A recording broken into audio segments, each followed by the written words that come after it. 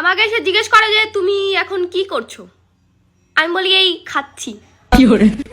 না বলছে না মানে তুমি কি করছো এখন, আমি বলি এই খাচ্ছি। আমি কি কয়টা করি আপনার কি, আমি থোড়ি বলতে পারি যে আমি কিছু করি না।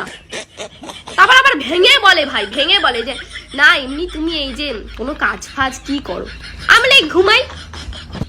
ঘুমানোটা কাজ না, ঘুমালে লোকে বাঁচতে পারে? এটাও কাজের মধ্যে পড়ে, না খেলে মানুষ বাঁচতে পারে? ঘুমানো আর খাওয়াটা অনেক জীবনের সবচেয়ে বড় কাজ।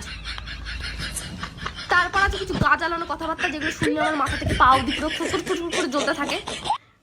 কিরে আজকাল তো তোকে দেখি না, কোথায় থাকিস? আদৌ বাড়িতে নিজের থাকিস তো? না কাকিমা বাড়ি তো কি করে থাকবো, তোমার বড় আমাকে কতগুলো বাড়ি করে দিয়েছে, ওইখানে থাকি, নিজের বাড়িতে থাকি না আমি। আদবলদা পাঠার মতো কথা, নিজের বাড়ি থাকবো না তো কোথায় থাকবো?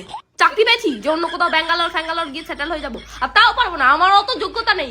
অত যোগ্যতা মানে আমি বুঝতে পারি না, লোকে যখন জানে যে আমি কি পারি আমি কি পারি না, তাও এই যে কুরকুরানি ওদের এত কেন, যে এসে জিজ্ঞেস করে এইটা পারিস না ওটা পারিস না কেন?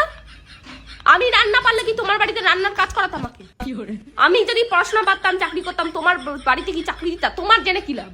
তোমার চাকরি আছে কোনো, দেবা আমাকে? এত তোমার জানার কি ইচ্ছা ভাই? এত জানার ইচ্ছা কোথা থেকে আসে? ভেতরে মানে কোনো কাজ নেই আপনাদের কাকিমা? কোনো কাজ নেই ভেতরে? কিছু মানে দরকার ফরকার হয় না কাজের কোনো? এত লোকের ব্যাপারে খোঁজ খবর না, এগুলো কি?